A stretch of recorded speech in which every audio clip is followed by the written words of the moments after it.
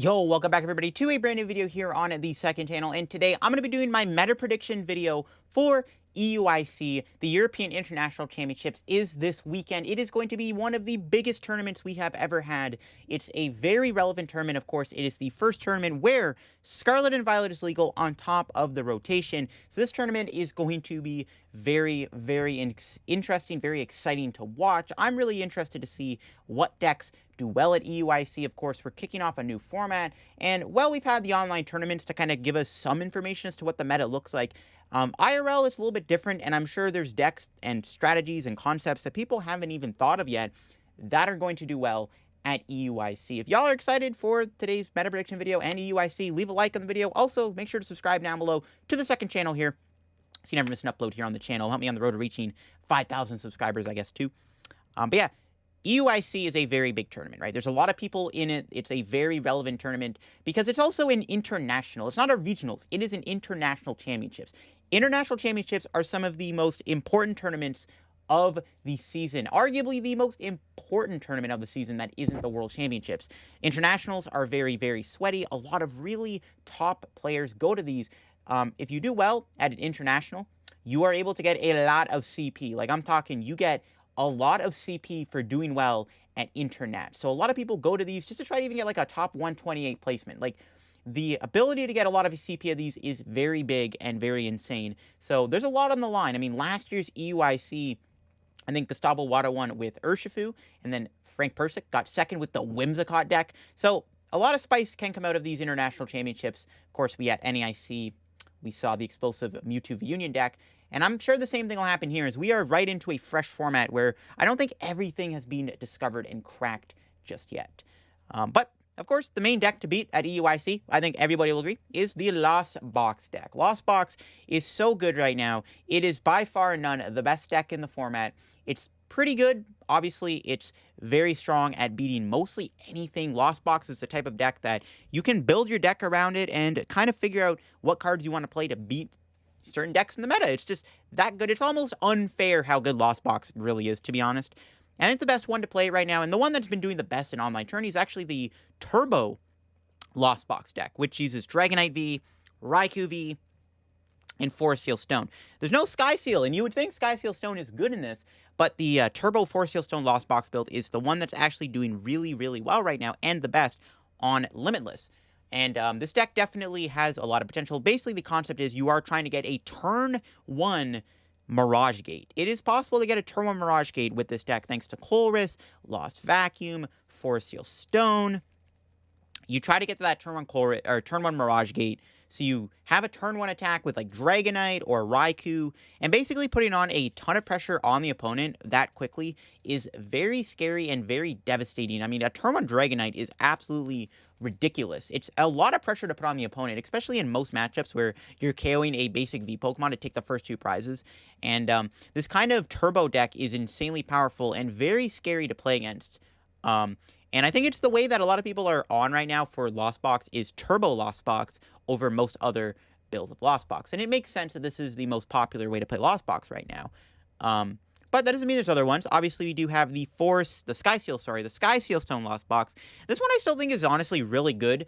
And it actually does a better job at beating the counters to Lostbox, if that makes any sense. So, like, Turbo Lostbox is good, but it's a very, like, linear kind of one-note kind of deck. You're just trying to get a fast Mirage Gate off. Your attackers are limited. I mean, you got Dragonite and Raikou and, like, Sableye, but this more Skyseal box list gives you the ability to have more attackers for certain matchups. If you're playing against Arceus or Meriden, you have the Galarian Zapdos V with Skyseal Stone, you KO Regieleki VMAX, you KO an Arceus V-Star, you have the Raikou for the Lugia matchup, you have the Drapion for Mew, you have Snorlax, you have Sableye. This build is a little bit more, like, linear and gives you, or not as linear, I mean. It's not as linear as the Turbo Lostbox, so I could still see this Skyseal Stone deck doing well. It has fallen off a little bit. I mean, it was, like, the best way to play Lostbox at first, but now everyone's kind of went to the more turbo-heavy build. But the Skyseal Stone build of Lostbox, in my opinion, is still worth trying out. It's still really good, and it still beats a lot of different decks. I mean, again, Skyseal Stone with something like Zapdos or Raikou are very strong combos right now in the format. So I would still say that Skyseal Lostbox is still a pretty good deck at the end of the day. And I wouldn't be surprised if we saw Skyseal Lostbox do well too. Then we got Sableye Cramzard, another Lostbox deck that has been doing really well. This is actually I guess kind of the first way people played Lostbox back in the day in Lost Origin. But then the deck kind of fell off a little bit, and then obviously like Lugia came out and kind of prevented this deck from being that good. But Sableye Cramsard is a pretty strong deck. It has the ability to get a turn 2 Sableye, which is really, really scary. I mean, being able to go Lost Mine on the second turn of the game possibly is some insane power. And this deck has also been doing well in online tourneys. A lot of people will actually preach the gospel that Sableye Cramorant Charizard is the best way to play Lost Box right now. I think it has a better mirror match because you can get a turn 2 Sableye, which normal Lost Box struggles against. You have the Charizard, which can be a really good way to deal with those big V Pokemon. It's also just really good against other, Vs and V-Stars, and even EXs to a degree.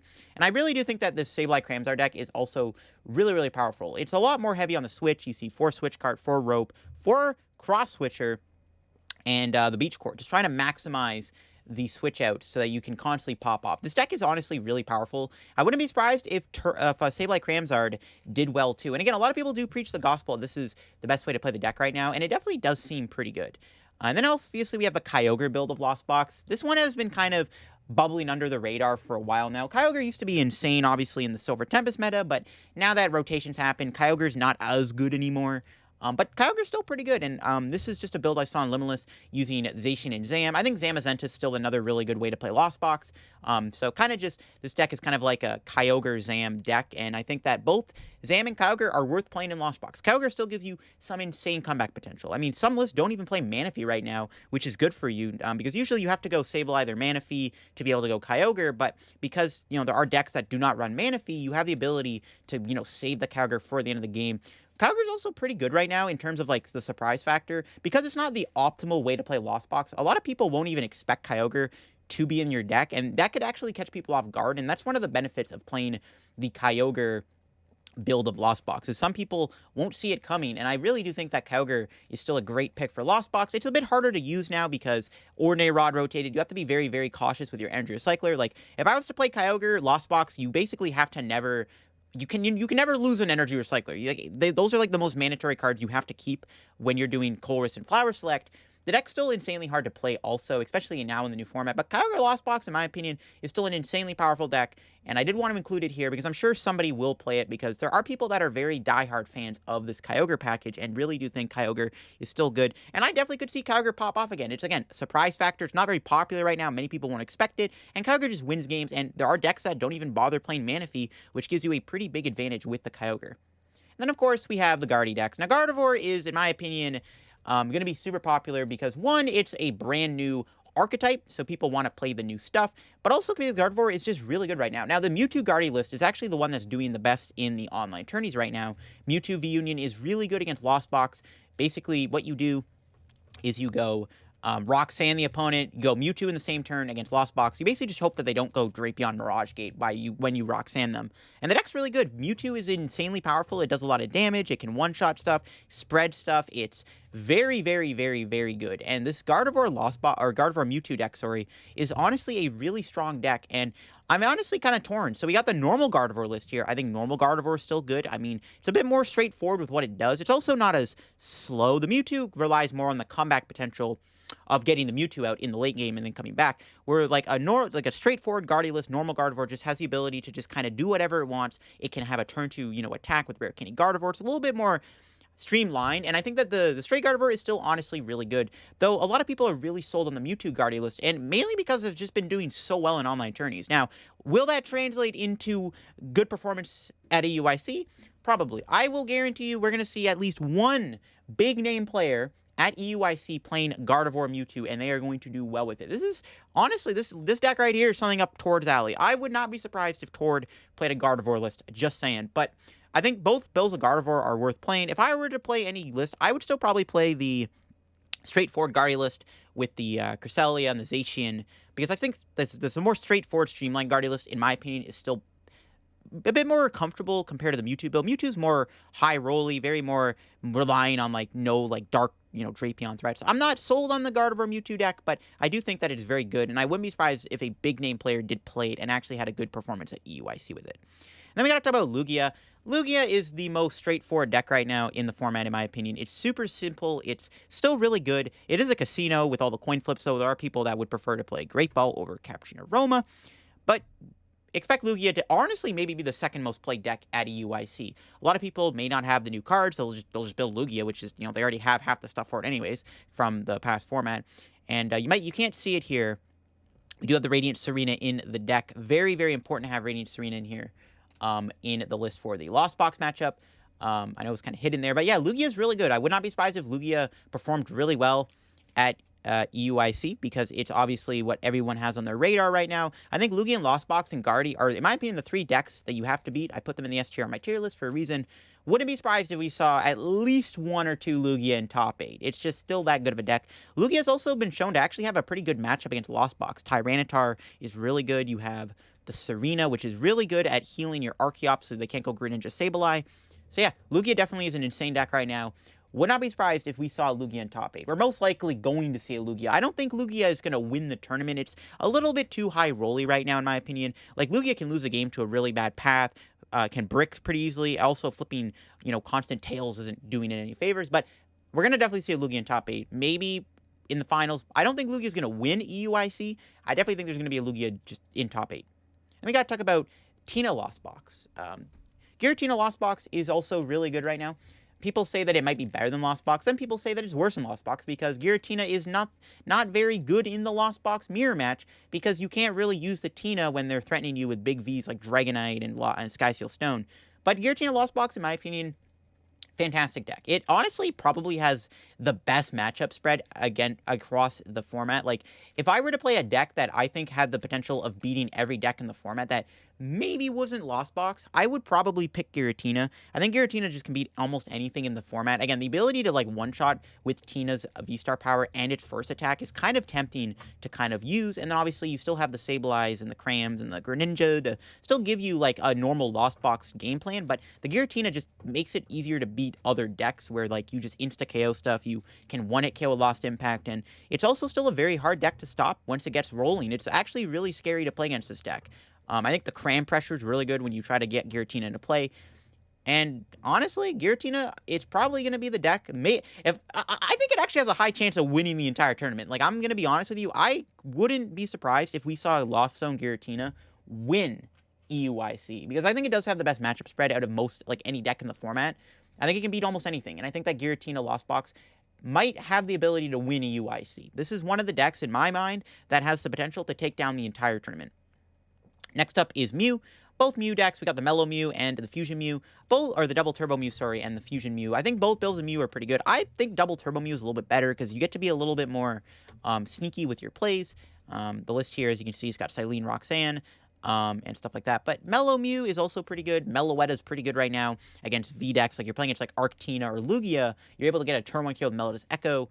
Some lists are playing this Deoxys, some lists don't. Just wanted to include it because it's the highest place in Mellow Mew list I can find at the moment. But Mellow Mew is pretty good. Again, turn 1 donking with Meloetta is very, very powerful. It's one of the reasons why this deck is good. And the deck can still kind of squeeze in a few disruption elements like the Path and the Roxanne. But it's a little bit more straightforward with what it does. You can't really play as much Judge, where Double Turbo Mew is a lot more disruptive. And in my opinion, Double Turbo Mew is the better deck to bring to a table full of Lostbox, right? If you're going to be, constantly hitting Lostbox, you'd rather have Double Turbo Mew over Meloetta Mew, in my opinion, because this deck can at least play the Judge, and Judge, Roxanne, Path is a very good combo. It's also better into Lugia. I mean, yeah, you can beat Lugia with Meloetta, obviously, but you also get the ability to use the, the Judge, which is just insane. And Judge Path Lugia against Lugia sometimes wins you the game anyways. So yeah, I think Mew Double Turbo might be the better way to play the deck, but I do think that Mew is still very good, and people are going to play it because a lot of people are just Mew fans. It's another deck that transitions pretty well from the old format to the new one, so wouldn't be surprised if we just saw Mew kind of perform well again. And then, of course, we have the Meriden decks. We got Meriden with Pikachu and then Meriden with Magnezone. Now, Magnezone kind of popped off recently in Japan.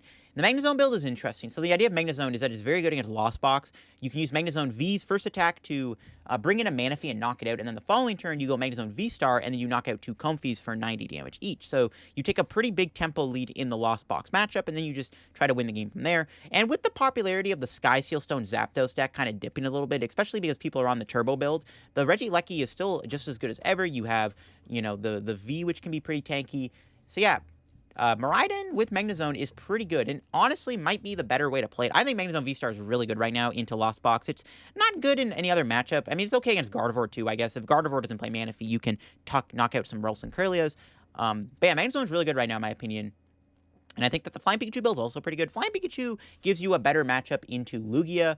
Lugia, you know, struggles to hit Pikachu a lot of the time, and they don't play Dunsparce. And Flying Pikachu is also really good into Lostbox. Not as good as Magnezone because, like, Sableye and Rope still exist. So, like, Pikachu isn't a guaranteed win against Lostbox, but it's still pretty solid against Lostbox, and it still puts in a lot of work. And, you know, the Klefki, you know, Regieleki combo is still pretty good. A lot of people still think that Klefki Regieleki is still the way to go when playing Meriden. I'm not sold on it yet. I do think Magnezone is a little bit better. You get to be a little bit more aggressive with your plays, where the Pikachu build is a little bit more tactical and you're playing a bit more slower, but Pikachu does give you a better matchup into stuff like Lugia. Though I think this build might have a worse time into Gardevoir as opposed to the Magnezone build, because you can still go Magnezone, knock out a couple Curlias and Ralts early on, and cripple their board a little bit. Then we got Arctina, the most respectable deck in the format. It's my personal, like, pick. I don't know if I would have played Arctina to EUIC if I went, even though I think Arctina's insane right now. Again, Arceus, one of the best decks right now that gets to use Judge and Path. I think Arceus Tina should still probably play the Flying Pikachu, but that's beside the point. Arctina's pretty good. Wouldn't be surprised if we saw an Arctina deck in top 8, because Arceus is still just insane in the format right now. Being able to, you know, have the ability to get a turn to Arceus is pretty scary. Judge Path is still a deadly combo in the format, and I wouldn't be surprised if we saw Arctina do well at EUIC. Definitely expect to see some Arctina do well at EUIC, in my opinion, and I wouldn't be surprised if maybe an Arctina did get top 8. It's just that good of a deck. It has a pretty good time into most decks in the meta.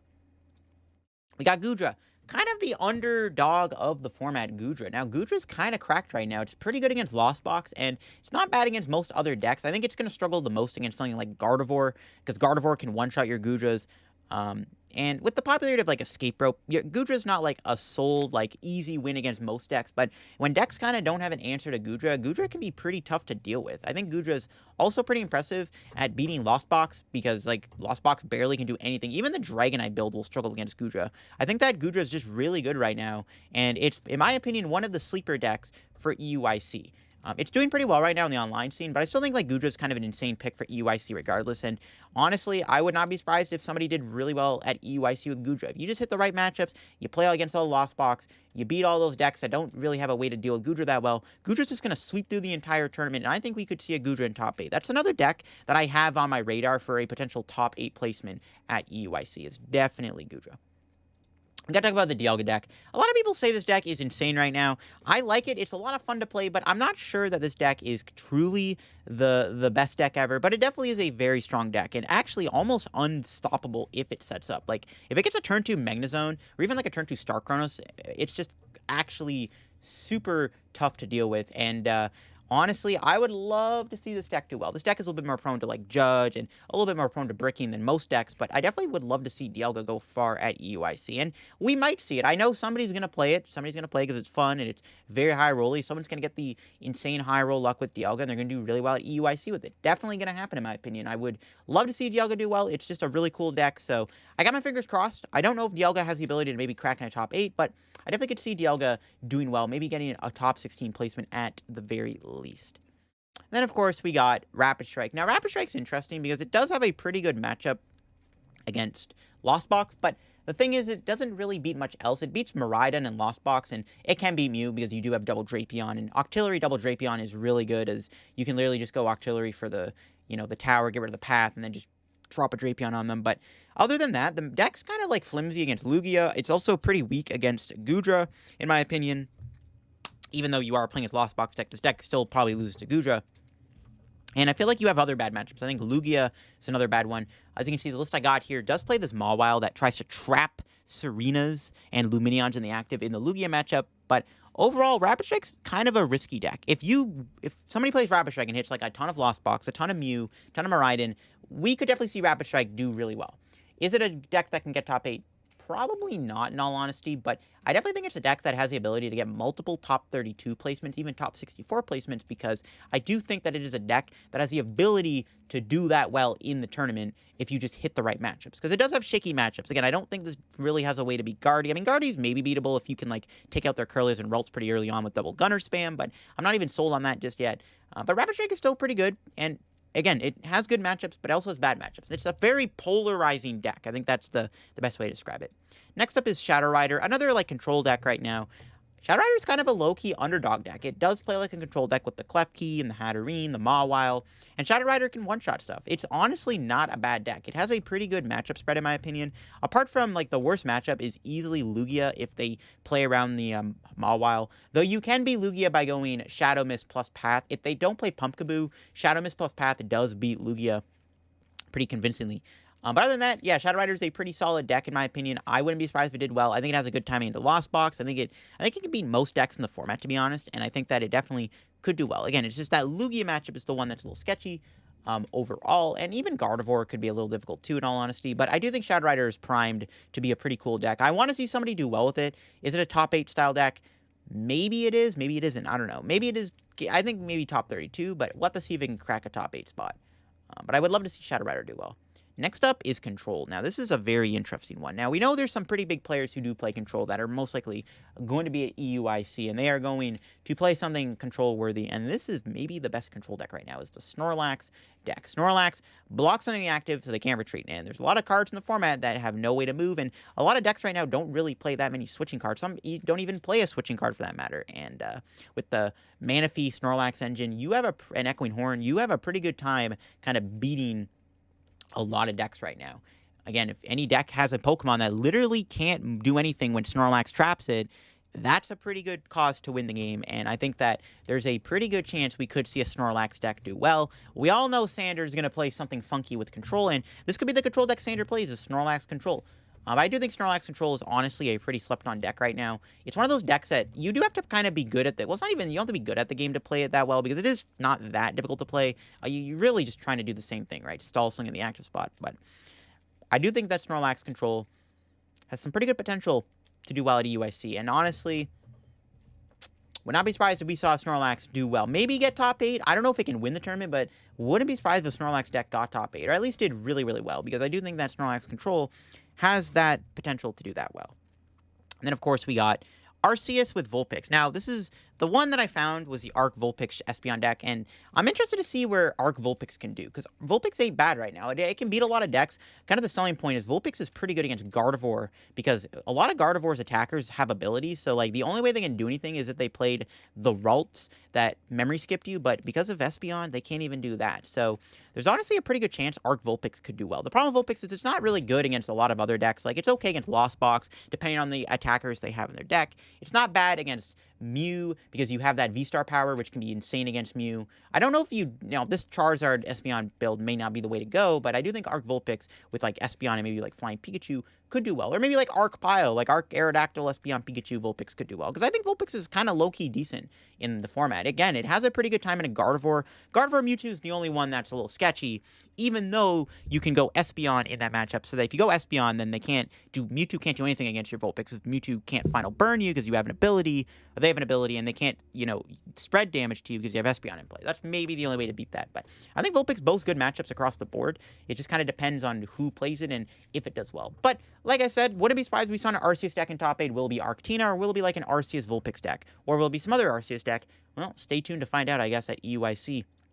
And I think that's it. Yes, all the decks that I got listed here. There's some other decks, and I wouldn't be surprised, again, if we saw, like, a deck that nobody thought of yet doing well at EUIC. There's definitely going to be some people that are going to bring the spice, and I'm excited to see what gets streamed. I'm excited to see what gets top 8. Again, a lot of my top 8 predictions are, I think Giratina Lostbox maybe has the highest chance of winning the tournament, but I do think there's other decks that can do well. Again, I think that Lostbox will do really well. At the very least, Lostbox is going to be targeted the most, so I do think we'll see at least 2 Lostbox in top 8. Lugia is going to be in top 8 in my opinion. Hopefully we see a Gardevoir in top 8. I do think that Lugia and like Giratina and Lostbox are like the 3 decks that I guarantee will get a top 8 placement. There's low-key a chance for Mew to do well too. It depends on how much Drapion is out there. And keep an eye out on Control. There's a chance Control could do really well at EUIC.